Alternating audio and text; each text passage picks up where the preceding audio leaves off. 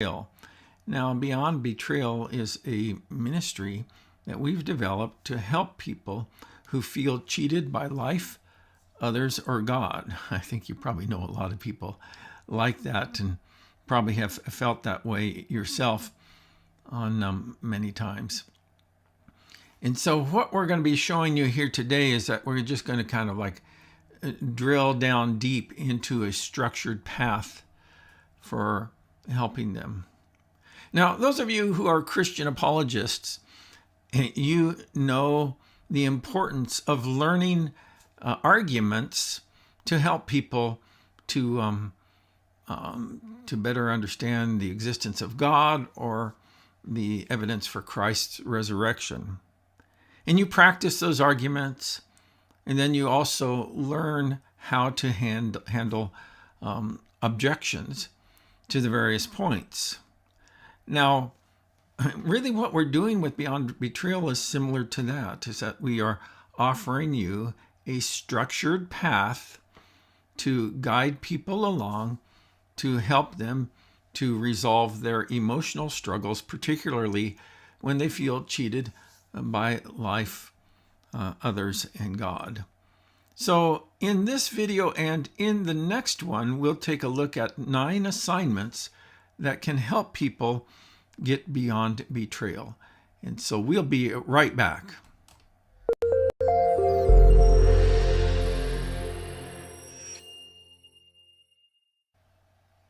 Hello, Raul. Thanks again for joining me on this broadcast. Hello, Kerry. Glad to be with you. Good. So what we want to do here today is walk people along these targeted assignments.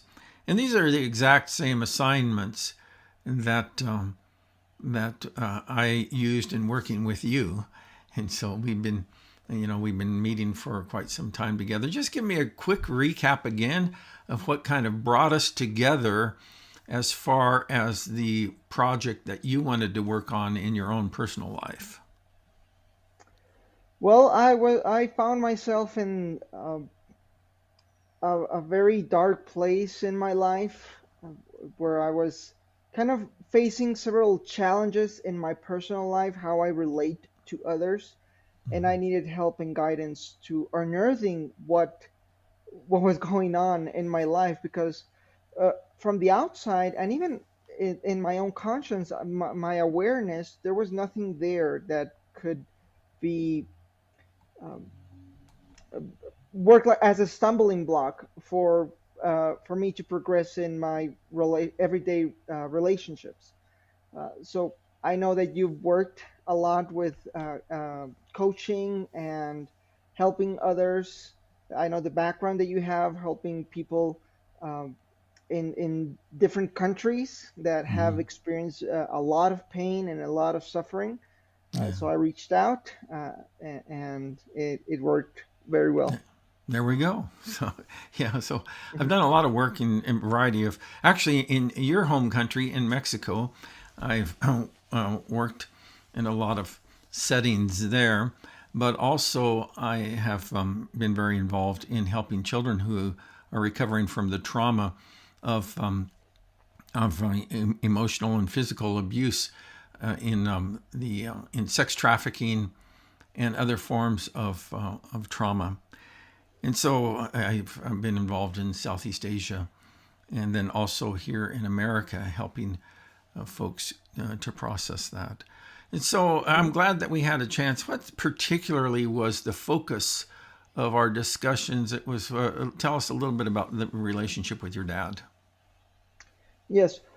Well, my parents are divorced, and my dad left home when I was entering my teenager years. So that caused a ripple effect, and in many ways, how I related to others, how I related to women, how I related to male friends, how I related to my family, my close family. The especially, I guess one of the most important ones is the role I took in my home, in my house, when my Mm-hmm. father left. Uh, the classic slogan that people say when that's not home anymore is now you're the man of the house, Yeah. right? Yeah. And, Yeah. and Which is I took which is that. stupid, really. I mean, you were a boy when this happened, you know. Yeah, indeed, and plenty of things that had caused ripple effects across the way that I saw life, the way that I saw myself, Mhm. the role that I had to take, and all of that. So it definitely caused a lot of problems for me, especially on my relationships. Yeah. Yeah. So let's just go ahead and we will jump in and walk through these assignments that I used in working with you, and that I work with. It's the exact same assignments that I work with anyone, and that and we'll be explaining not only what the assignments are, but also kind of the philosophy that goes behind them, and the approach in working with people. And so there's 9 different targeted assignments that we use when we are walking a person through this content. And we're going to break this up into 2 videos because it's just too much for us to go through in this one session here. So these assignments are have been tested in the real world and proven to help others to make progress in overcoming hurts. And there are 9 sequential assignments that help participants to gain insight and deeper healing. So the real goal with these is to help people to share their story.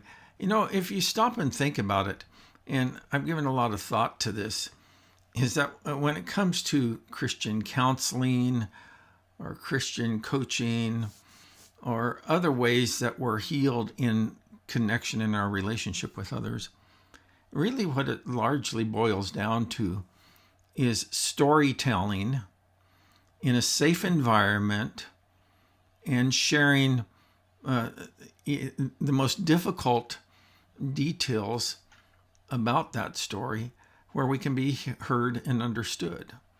And you don't have to have a degree in counseling to walk somebody through this process.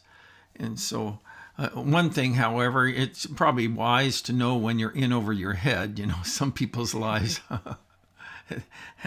are, are far, they've gone through extreme trauma, and it's helpful to kind of know when you're in over your head. So, Of course. and in times like that, it's good to refer and to have people, expert Christian therapists who you can talk to. But I think generally speaking, that this approach will work with anybody who's gone through heartbreak and betrayal and disappointment in life. And I think that covers a wide variety of people here. And so here's the path that we go through, and you can download this on our training site at beyondbetrayal.org. And I start with having a person, and we'll go into details on each one of these. We'll kind of give a high level overview of them in today's sessions, and then in our future sessions we'll go through the exact instructions and how to use each one of these. But I start a person off with having them share the pieces of their puzzle where they can identify the main hurts and betrayals that they've experienced in life. Then secondly, in that orange, as we go along the path, as we see in that orange box there, I have them sort out their hurts and betrayals, and particularly with help them to assign a degree to which they would consider to be their biggest hurts and betrayals. Because, while a lot of things that happen to us in our life are worth talking about, if we're really going to make progress in our recovery, in our healing, we have to talk about the things that are the most painful to talk about. And so that's where that's what I do, is I invite people to share that. And there's a way to do this. There's a way to do this where it's not where it's not intimidating and where you're not intruding. And I always tell people that I'll invite you to go on this journey, but I'm not going to take you to any place that you don't want to go.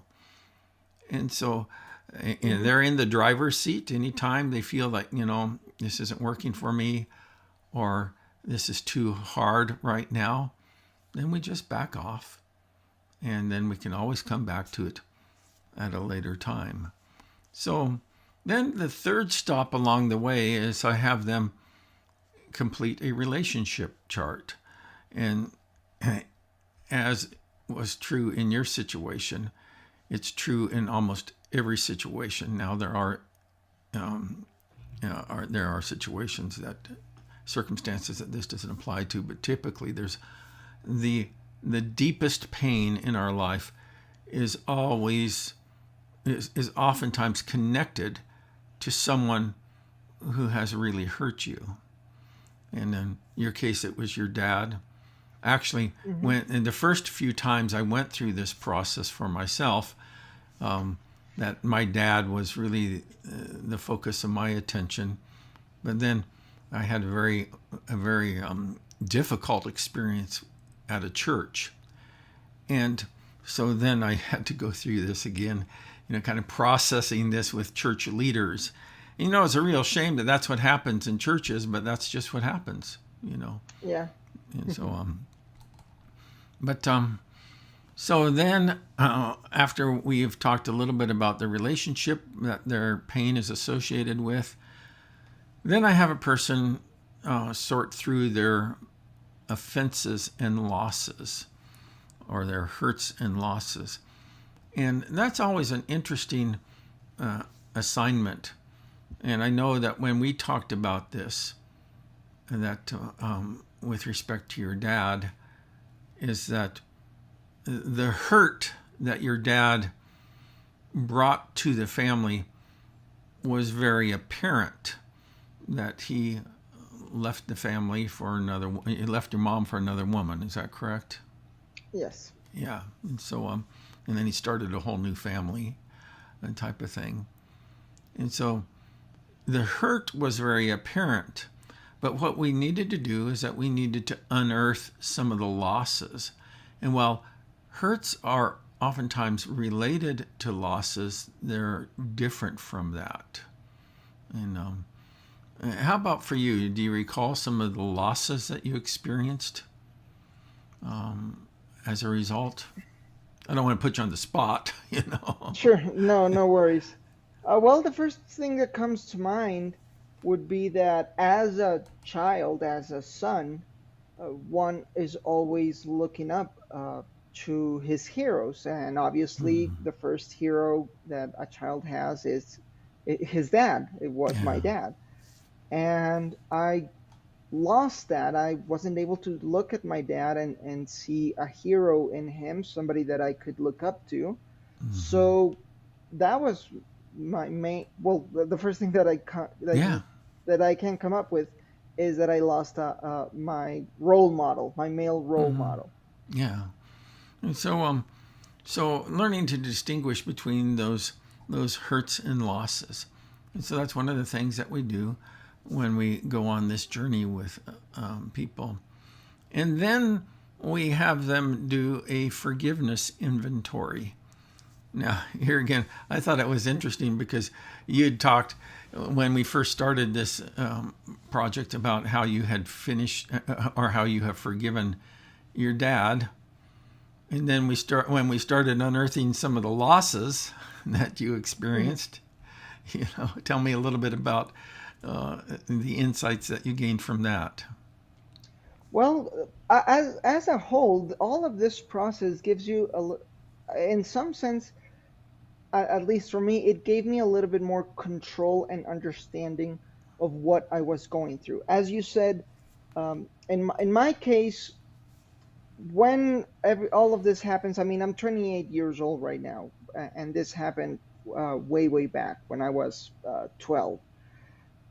But I kind of put everything under the rug.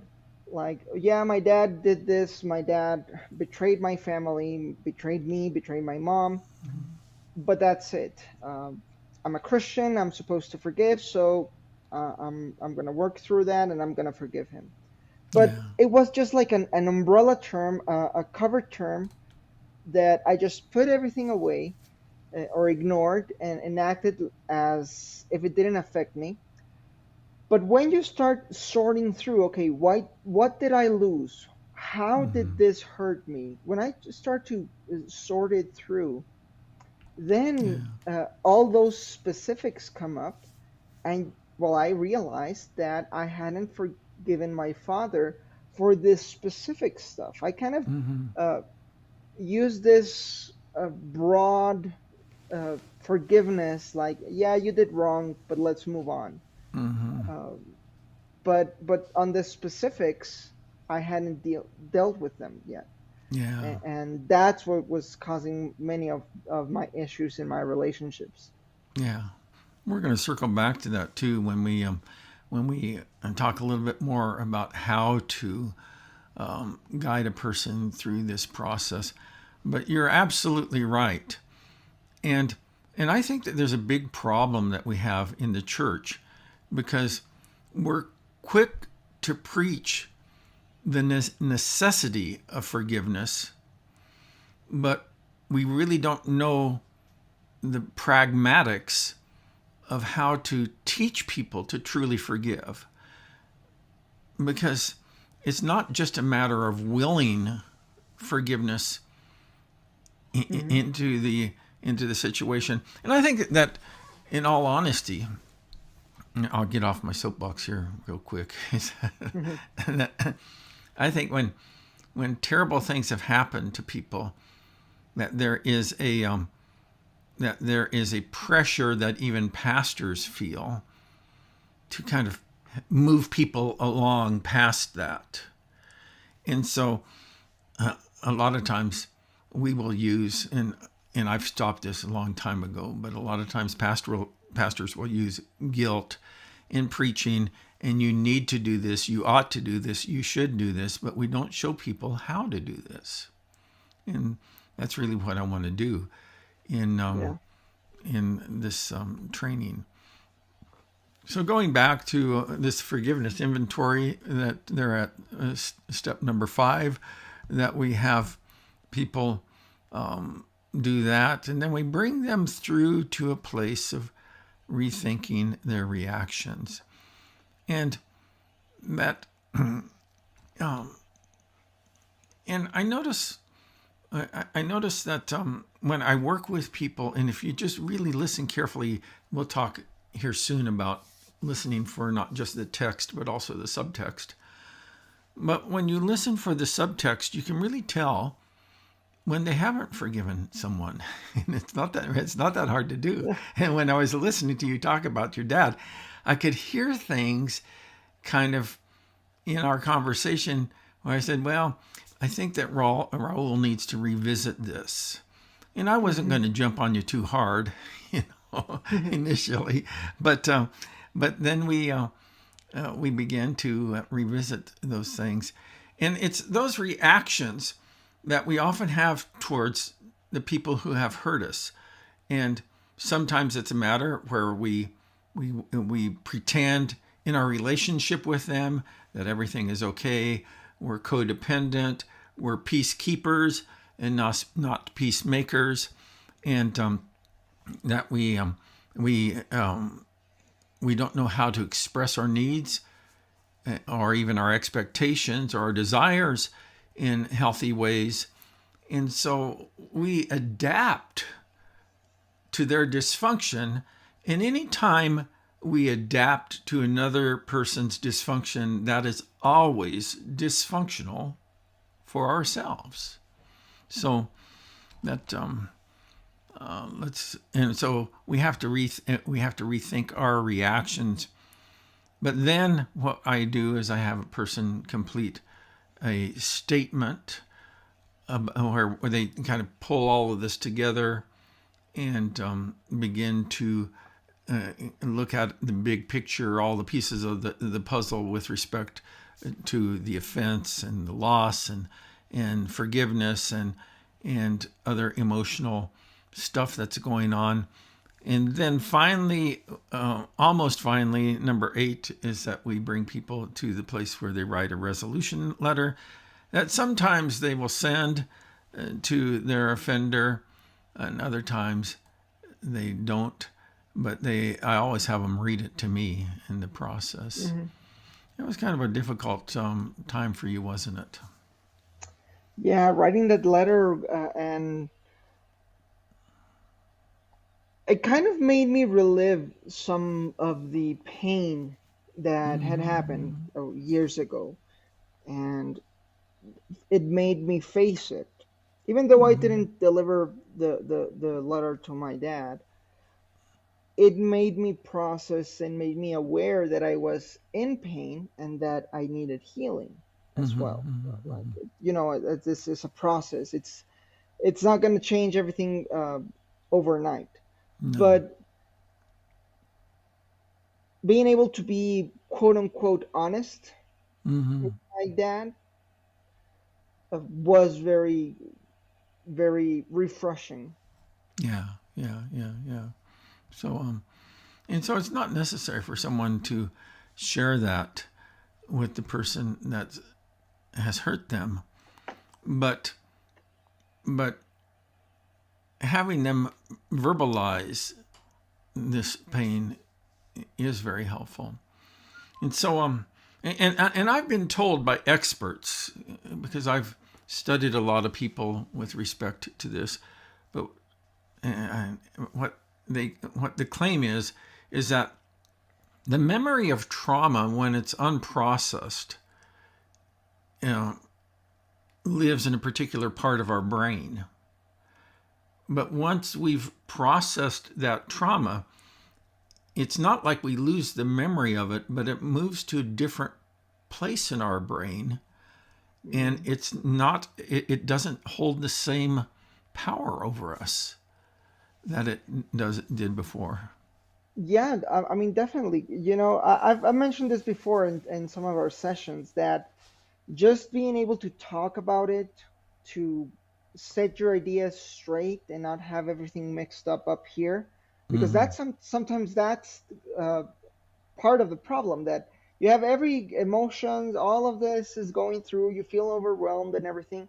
Being able to talk about it brings it to the light, brings clarity, brings in some sense some order to your thoughts, and that in itself starts the healing process. Yeah, yeah, absolutely. So, so after we do the resolution letter, then I have people complete an activity called My Decisions about my future. And so I have to say that you were really one of the more earnest participants that I've had in this program, because you really drilled down deep into these things, and I was really pleased with how serious you were about working through this. So let's just talk a little bit about the process that we walk a person through, and then I'll share a flow chart, which is somewhat of a summary. And then I think we'll stop with that, and then we'll circle back in our next session to the activities themselves. But the process is that what I do is that I have a client or a participant. I assign them an assignment, and then they work on that. So we meet one week. I give them an assignment. They work on the assignment. Then the next time we meet, then I have the client share with me the content of that assignment, and we just walk it through. Because doing the assignment is one thing, but sharing it with another person is, I think, for lack of a better term, I think it's where the magic happens. You know, Yeah. you know, and so, and then always I have them. I invite them to elaborate on particular elements. And this is not hard. There's no great secret to this. It's just a matter of saying, "Hey, I noticed that that this is a difficult part of the story. Can you tell me a little bit more about that?" Or what was that like for you? Or, there's a number of little statements that you can just invite people to keep on kind of engaging a little bit more with what they shared. And then I asked them to reflect about completing each assignment. And so at the end of that session, that I said, well, what was it like for you to go through this assignment this time? And we Mm-hmm. just have a conversation about those. So it's really pretty simple. I just give the assignment, and then I have them report on the content, and then just develop a healthy curiosity about what the participant is sharing, and ask them, can you tell me more about that? What was that like for you? It seems that was difficult. What were you feeling? And so just asking some questions along the way will open a person up to that. So we help them to elaborate, and then we ask them to reflect on the assignment they just completed, and then I give them the next assignment. And so, and I think it's beneficial. I mean, I've seen really remarkable transformation in people's lives. And it's not like, this is the magic thing that's going to solve all of your problems, but it really does help. And, I figure, why live your life with stuff that's dragging you down, So this is the process here. Let's just go through this real quick, and then we'll wrap up this for this time. But here's the flow chart. So when we start here at the top left, I have the person identify their hurts. And then next assignment is they will rank their hurts. Then the next assignment is that we will explore how, the hurts that are associated with the key relationship. Yes. Following that, then I have them go into identifying the losses. Instead of just talking about hurts, we start talking about losses. Then they go into we work through the forgiveness inventory, and then I also explore with them reactivity. And what I mean by that is that we all have coping skills, and those coping skills aren't always healthy.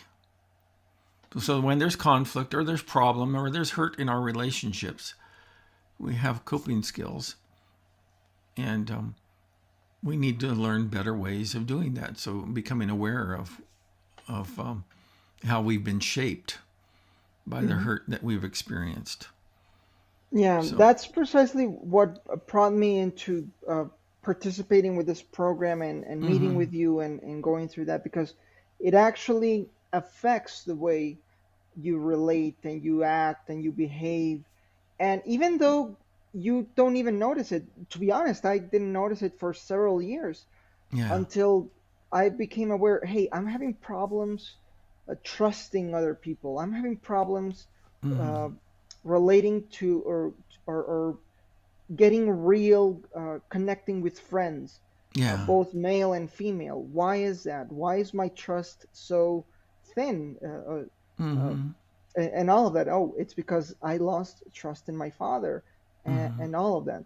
So yeah, yeah, definitely, I agree yeah. with what you said there. So then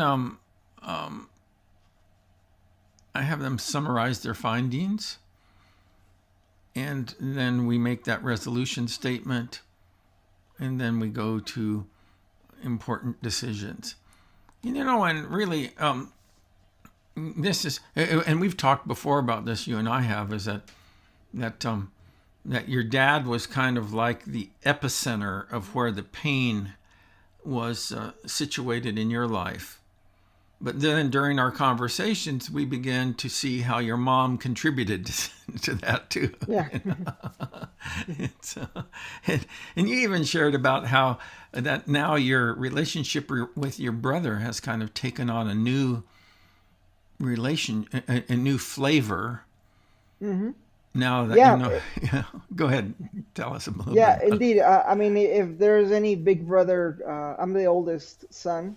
So if there's any big brother that can relate with this. They probably will, because the way that I related with my brother was uh, very, very toxic. Hmm. The Because in the background of my head was that slogan: "You need to be the man of the house. You need to be the father figure," and that just created so much tension, so much um, clashes with my brother. Yeah. And Yeah. I was always like, why is this happening? Why is this not working? Well, because I was taking a role that didn't belong to me, and Yeah. nobody. Uh, uh, well, the circumstances were so that I took it, right? Hmm. Yeah. But You it accepted the all role. connected Yeah. back. Yeah, it Yeah. all connected back to my parents, their relationship, how they viewed me, both Hmm. my mom and my dad. Yeah. So, and so, talk real briefly about how that relationship with your brother has shifted now. Well, now we're more honest with each other. I've personally have uh, backed off. Hmm.